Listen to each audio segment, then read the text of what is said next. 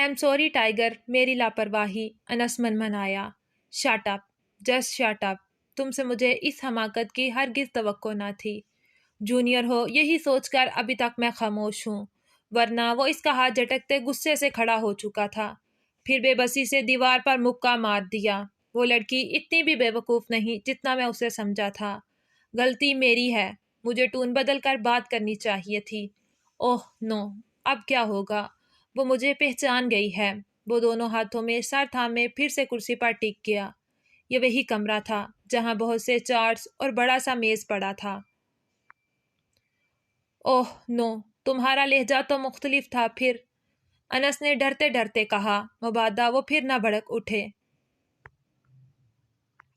میں اوڈی میں اس سے ملا تھا اور غصے میں ریئل ٹون یوز کر بیٹھا۔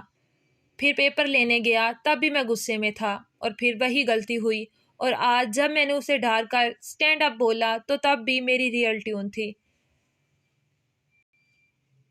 اور وہ اتنی خطرناک سچویشن میں بھی بھانپ گئی۔ سر صحیح کہتے ہیں، تم غصے میں آؤٹ آف کنٹرول ہو جاتے ہو۔ یاد کرو یہ مشن تمہارے حوالے کرتے بھی سر نے تمہیں غصے پر قابو رکھنے کو کہا تھا۔ تمہارا منہاج سے نفرت کا جو پرسنل ریزن ہے اسے کچھ وقت کے لیے فراموش کر دو۔ آج تم ہمیشہ سرخرو ہوئے ہو، ہر مشن میں فاتح ٹھہرے ہو، اس بار کیوں یہ حماقتیں کر رہے ہو؟ تمہیں تو اپنے لہجے، آواز، روپ، تاثرات، ہر چیز پر کنٹرول ہوتا تھا، اب کیا ہوتا جا رہا ہے؟ انس پریشان ہوتا پوچھ رہا تھا۔ پچھلے 3 سالوں سے وہ ہر مشن پر اس کے ساتھ تھا۔ وہ سویلین تھا، اس کی ٹریننگ اچھی تھی، مگر جانے کیوں وہ نیلم کو دیکھ کر بدحواس ہو گیا تھا۔ بری نظر نہ تھی، مگر سحر تو اسے ہی کہتے ہیں جو عقل پر طاری ہو جائے۔ اس کے ساتھ بھی ایسا ہی ہوا تھا۔ پاگل ہوتا جا رہا ہوں میں، میرا بس نہیں چل رہا انس کہ میں اس قاتل کا قتل کر دوں، اس کافر کا، فرعون کا گلا دبا دوں، جان سے مار دوں اسے۔ زندہ دندناتے دیکھ کر میں مرنے لگتا ہوں، جان جاتی ہے میری، روح نکلنے لگتی ہے، مجھے اپنے جسم میں شرارے بھرے محسوس ہوتے ہیں، میں اس کے خون کا پیاسا ہوتا جا رہا ہوں، میرا صبر، میرا ضبط جاتا جا رہا ہے، میں کچھ کر بیٹھوں گا۔ اگر کچھ اور دن وہ ایسے ہی جیتا رہا تو میں سب کچھ بھول جاؤں گا، سب کچھ، اور سب کچھ بھول کر میں اس کو مار دوں گا۔ اس کے جسم میں دل بھی نہیں، جانے وہ مرے گا کیسے؟ جنون کسے کہتے ہیں؟ دیوانہ ہو جانا کسے کہتے ہیں؟ عقل پر جذبات کا حاوی ہو جانا کیا ہوتا ہے؟ انس کو اس پل سامنے کھڑے اپنے سینئر میجر آس عالم کو دیکھ کر اندازہ ہوا تھا۔ وہ پہلی بار اس کا یہ روپ دیکھ رہا تھا۔ اس کی رنگت سرخ ہو چکی تھی، اسے خود خوف آ رہا تھا۔ آس عالم نے میز پر پڑی ہر چیز زمیں بوس کر دی تھی۔ انس پیچھے کو ہو کر کھڑا ہو گیا، پھر کمرے سے ہی نکل گیا۔ تمہیں اس کار کا نمبر یاد ہے جو چاند رات کو میری کار سے ٹکرائی تھی؟ منہاج الضحاک نے باوردی گارڈ سے پوچھا۔ نہیں سر، وہ سر کو اس حد تک جھکاتے بولا کہ ایم ایس کو اس کا چہرہ نظر نہ آیا۔ دفع ہو جاؤ، اس کی داڑھ پر وہ بجلی کی رفتار سے غائب ہوا تھا۔ اسلحہ پنجاب کی پارٹی کو ٹرانسفر کر دو اور مستونگ، چاغی، ہرنائی، زیارت، ان تمام کے کیمپس کی رپورٹ بھی دو۔ پھر کچھ کوڈ ورڈز استعمال کر کے اس نے رابطہ منقطع کر دیا اور اٹھ کر شیشے کی سلائڈ کے پاس آ کھڑا ہوا۔ قد آدم کھڑکی کا شیشہ کھولتے وہ ایم ایس پلازا کی درمیانی منزل پر کھڑا تھا، دونوں ہاتھ پاکٹس میں ڈالے، وہ ٹھنڈی ہوا کے جھونکوں سے لطف اندوز ہو رہا تھا۔ آنکھیں موندی تو تیز تیز بولتی حسین لڑکی کا سراپا اس کی بند غلافی آنکھوں کی پتلیوں میں آ سمایا۔ ہیرے تمہارے پاس ہیں، تمہیں تلاشنا بہت ضروری ہے۔ وہ دل میں عہد کرتے گہری سوچ میں پڑ گیا۔ آج کی صبح اس کے لیے ایک نیا راستہ لائی تھی، ایک نیا مقصد۔ وہ اس لڑکی کو تلاش کرنے کے بارے میں سنجیدگی سے سوچنے لگا۔ آخر کو وہ اپنا نقصان کرنے والوں کا بخشنے تھوڑی تھا۔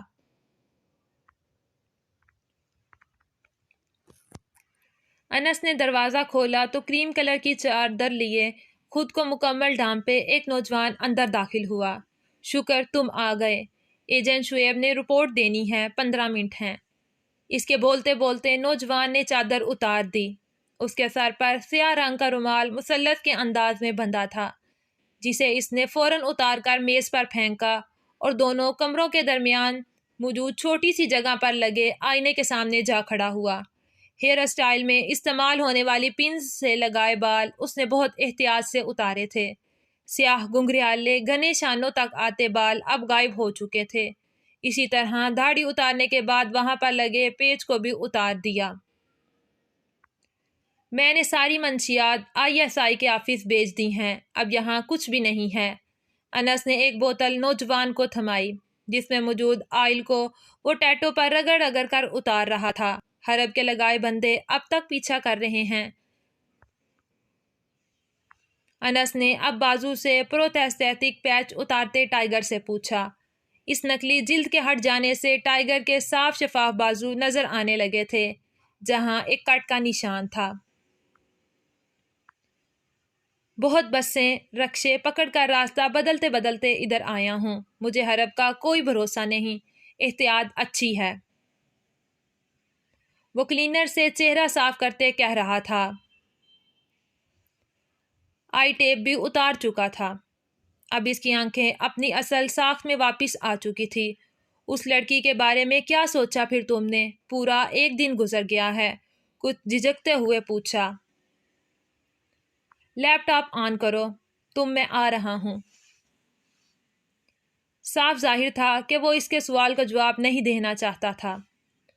وہ لباس تبدیل کرنے چلا گیا تو انس نے جلدی سے لیپ ٹاپ لگایا اور ایجنٹ شعیب کو لائیو لیا۔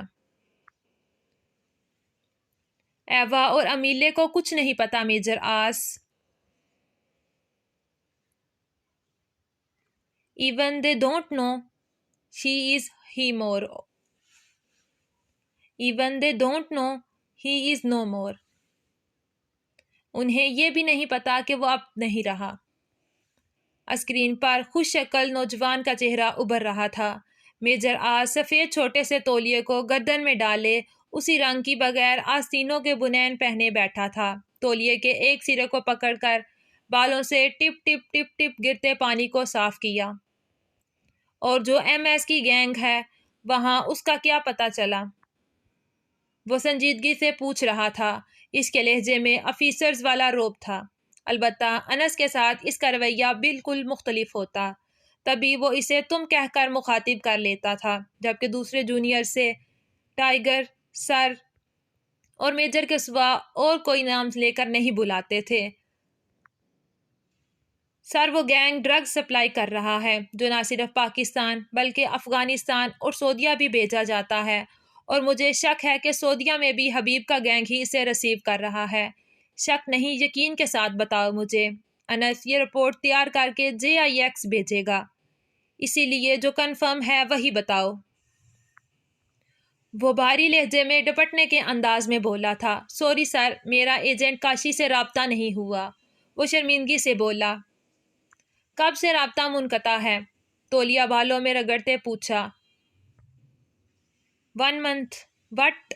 1 مہینے سے۔ کہیں کچھ گڑبڑ تو نہیں؟ حبیب تو یہاں ہے پھر؟ وہ شدید الجھن کا شکار ہونے لگا۔ Sir, I will try to contact with him. Agent Shoaib نے اسے مضطرب انداز میں دیکھ کر تسلی دی۔ Okay, best of luck. Call drop کر کے وہ لیپ ٹاپ شٹ ڈاؤن کر چکا تھا، اور اسی طرح ایک ہاتھ سے تولیہ بالوں میں رگڑتے کچن میں آ گیا، جہاں انس کافی پھینٹ رہا تھا۔ آس عالم اسٹول کھینچ کر بیٹھ گیا۔ ابرار انکل آئے تھے نیلم کا پوچھنے؟ ہاں آئے تھے، میں نے وہی کہا جو تم نے کہنے کو کہا تھا، انس نے جواب دیا۔ پھر یہ کہ ASP آہل کو کسی نے کڈنیپ کروا لیا ہے۔ عید کے کچھ روز بعد دونوں کا نکاح تھا، مگر اب دونوں غائب ہیں، اور دادو کا BP بھی شوٹ کر گیا ہے۔ انس نے تفصیلاً بتاتے ایک مگ اسے تھمایا اور دوسرا خود لے کر ایک اسٹول کھینچنے بیٹھ گیا۔ بیٹھے بٹھائے ایک نئی مصیبت گلے میں پڑ گئی۔ پہلے کیا کام تھے، اب ایک اور یہ بھی۔ سب سے بڑی غلطی ہم نے یہ مکان لے کر کی۔ سوچا عام سا علاقہ ہے، عام سے لوگ رہتے ہوں گے، اور یہاں دیکھو محلے میں ہی ڈاکٹر ہے، ٹیچر ہے، کوئی رپورٹر ہے، وہ کڑ کر بولا۔ ضروری تو نہیں عام علاقوں میں رہنے والے اچھے پروفیشن کے حامل نہ ہوں۔ انس نے کافی کا گھونٹ بھرتے کہا۔ اسٹاپ اٹ، اب اپنا لیکچر مت شروع کر لینا، رپورٹ ریڈی کر کے JIX بھیجو، جلد از جلد، حکمیہ لہجے میں کہا۔ اوکے سر، وہ مؤدب بنا۔ کافی پینے کے ساتھ ساتھ 5 منٹ میں میجر آس نے اسے رپورٹ میں نمایاں کرنے والے پوائنٹس بتائے اور پھر اٹھتے ہوئے اسی آئینے کے پاس آ گیا۔ پاس ہی لکڑی کی دراز لگی تھی جس میں بلیک کلر کے لینس تلاش کر کے لگانے کے بعد اس نے میگنیٹک آئی لیشز لگائیں اور کمرے میں گھس گیا۔ سفید رنگ کی شرٹ پہن کر وہ باہر نکلا۔ انس، اس نے آواز دی اور سیڑھیاں پلانگتے اترنے لگا۔ انس نے دروازہ لاک کر لیا۔ آپی، بابا، وہ اس زنگ آلود بھاری دروازے کے ساتھ لگی بلک بلک کر یہی نام دہرائے جا رہی تھی۔ ایک پورا دن اور رات گزر جانے کے بعد اگلے دن کی شام بھی ہونے کو تھی۔ سورج کا آخری سیرا بھی ڈوبنے کو تھا جب اسے کھٹکے کی آواز آئی۔ وہ تیزی سے دروازے سے پیچھے ہٹی تھی۔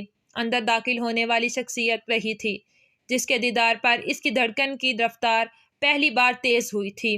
وہ اندر آنے کے بعد دروازے کو تالا لگانے لگا تھا جب نیلم نے اس کی کمر پر مکوں کی برسات کر دی۔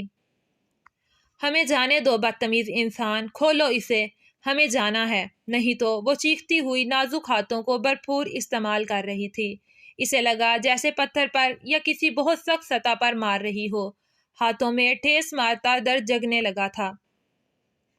نہیں تو کیا؟ وہ اس کی دونوں کلائیاں ایک ہی ہاتھ میں جکڑے بولا۔ دروازے پر تالا ڈال چکا تھا۔ اس کے ایک ہاتھ میں شاپر کے ساتھ اندر ایک ڈسپوزیبل ڈبہ بھی تھا۔ ہمیں جانے دیں۔ جب کچھ نہ سجائی دیا تو ایک بار پھر منت بھر کر اتر آئی تھی۔ آپ کو تو خوش ہونا چاہیے کہ جس سے آپ محبت کرتی ہیں وہ آپ کے پاس ہے، آپ کا اتنا خیال ہے۔ دیکھیں، کھانا لایا ہوں آپ کے لیے، ایک دن سے بھوکی ہیں۔ وہ مذاق کر رہا تھا یا سنجیدہ تھا، وہ اندازہ نہیں لگا سکی۔ البتہ بے بسی کے مارے آنکھوں سے آنسو روا ہونے لگے تھے۔ وہ ایسے ہی اس کی دونوں کلائیاں جکڑے اسے دیوار والی طرف لے آیا تھا۔ وہ گھسٹتی ہوئی اس کے ہاتھ چل رہی تھی۔ بیٹھو، پہلے کھانا کھاؤ، پھر آرام و تسلی سے بات کریں گے کہ آگے کیا کرنا ہے۔ اسے بٹھا کر میجر آس نے شاپر میں سے ڈبہ نکال کر اس کے سامنے رکھا، ساتھ پانی کی بوتل بھی رکھ دی۔ نہیں کھانا، ہمیں بس جانا ہے یہاں سے۔ تمہاری کیا دشمنی ہے ہمارے ساتھ؟ کیوں بیس بدل بدل کر ہم سے ٹکراتے ہو؟ کیوں لائے ہو ہمیں یہاں؟ وہی تکرار ایک بار پھر شروع ہو چکی تھی، مگر اس بار وہ چلانے کے بجائے عاجزی اور بے بسی سے پوچھ رہی تھی۔ تمہیں غلط فہمی ہو رہی ہے تو میں کیا کہہ سکتا ہوں؟ میں ایک عام سا اسمگلر اور مرڈر ہوں۔ یہ بیس بدلنے والے الزام کیوں لگا رہی ہو مجھ پر؟ وہ کمال معصومیت سے کہہ رہا تھا۔ ایزی سا ہو کر فرش پر ایسے بیٹھا تھا جیسے اس سے سکون والی جگہ کوئی نہ ہو۔ وہ اس کی بات کا جواب دیے بنا رونے لگی۔ گھٹنوں میں سر دیے وہ مسلسل آواز سے روئی جا رہی تھی۔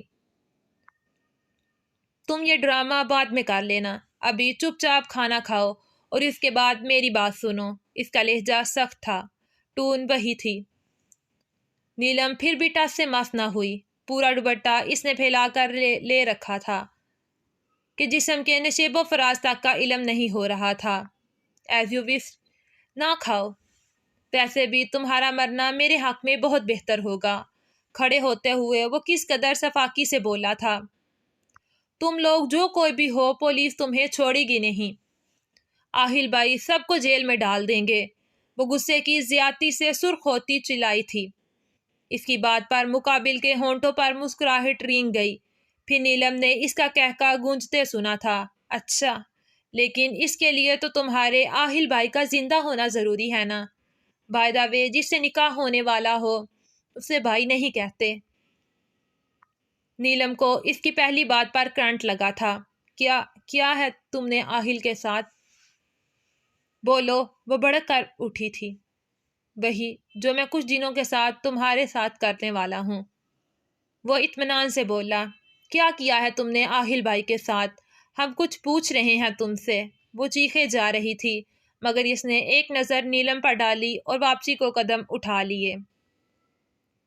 ہم کچھ پوچھ رہے ہیں تم سے۔ اسے ہونٹ بیچے دروازے کا لاک کھولتے دیکھ کر وہ اسے بازو سے پکڑ کر کھینچتے بولی، کھانا کھا لینا۔ وہ بے دردی سے اسے دور دھکیل چکا تھا اور پھر تیزی سے نکل چکا تھا۔ تالا پڑنے کی آواز پر نیلم گرتی پھرتی پھر دروازے پر آئی اور زور زور سے پیٹنا شروع کر دیا۔ کھولو، ہمیں آزاد کرو، کھولو۔ ایگل، تم آج کل بہت مصروف رہنے لگے ہو، حرب نے ایگل کو سگریٹ سلگاتے دیکھ کر طنزیہ لہجے میں کہا۔ ہاں، یہ یونیورسٹی کا بچہ لوگوں کو ہینڈل کرنا بڑا کام ہے، بس اسی میں بیزی ہے ہم۔ وہ اس کے طنز کو نوٹس لیے بنا بولا۔ کون سی یونیورسٹی جاتے ہو تم جو اتنا وقت لگتا ہے؟ سابقہ لہجے میں ہی پوچھا گیا۔ تمہارے چھوڑے گئے مخبر اطلاع نہیں دیتے کیا تمہیں؟ گہرا کش لیتے اس نے دھواں حرب کے منہ پر چھوڑ دیا۔ حرب کا چہرہ پل بھر میں سفید پڑ چکا تھا۔ ہا ہا ہا، تمہارا چہرہ اتنا سفید کیوں ہو رہا ہے؟ ایگل عجیب انداز میں ہنستا سیدھا ہو کر آگے کو جھکتا، گھٹنوں پر کوہنیاں ٹکا گیا۔ پھر سگریٹ ایش ٹرے میں جاڑ کر پھر سے کش لیا اور سامنے بیٹھے حرب کو دیکھنے لگا۔ تمہیں کیا لگتا ہے کہ ہم کیا کرتا ہے؟ آج تم کھل کر بتا دے ہم کو۔ اس کی بے تاثر نگاہوں میں پل بھر کو چیلنج ابھرا تھا۔ تم جو کچھ کرتے ہو جلد مجھے پتہ لگ جائے گا اور اس دن تمہارا پتہ صاف کرنے میں ایک پل نہیں لگاؤں گا۔ سمجھتا کیا ہے خود کو تو؟ بڑا تیس مار خان ہے تو۔ حرب بھڑک اٹھا تھا۔ اسے پہلے دن سے ایگل کی قابلیت سے چڑ تھی، جو سیکنڈ بدلتے کام مکمل کر لیتا تھا۔ آنے والا ہر کسٹمر بھی اسے ہی طلب کرتا، ڈیل اس کے ساتھ ہوتی تھی۔ یہاں تک کہ ایم ایس بھی ہر ڈریولی بآسانی اس کے حوالے کر کے پرسکون ہو جاتا تھا۔ چچ بڑی آگ لگ رہی ہے تم کو۔ پشاور والی پارٹی بھی تمہارے بجائے سر نے ہمارے حوالے کر دیا۔ ایگل کا انداز صاف چڑھانے والا تھا۔ حرب کا کنٹرول کھونے لگا تھا، چہرہ ذلت کے مارے سرخ ہوئے جا رہا تھا۔ اس کا مذاق اڑاتا انداز حرب کو آگ ہی آگ لگا چکا تھا۔ وہ آگے بڑھا اور سیدھے ہاتھ کا ایک مکہ بنا کر پوری قوت سے ایگل کی ناک پر مارا تھا۔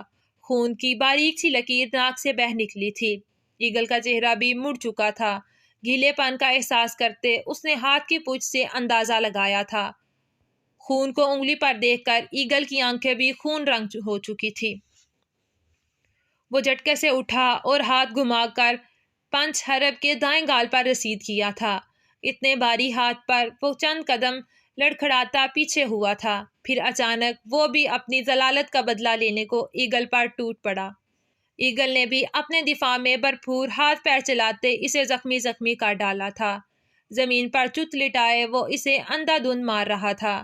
پھر ایک اور مکہ بھرپور نفرت سے مارتے وہ اپنی کوہنی سے ناک بہتا خون صاف کرتا نفرت سے اسے دیکھتا کھڑا ہوا اور جھٹکے سے دروازہ کھولتے لمبے لمبے ڈگ بڑھتا نکل گیا۔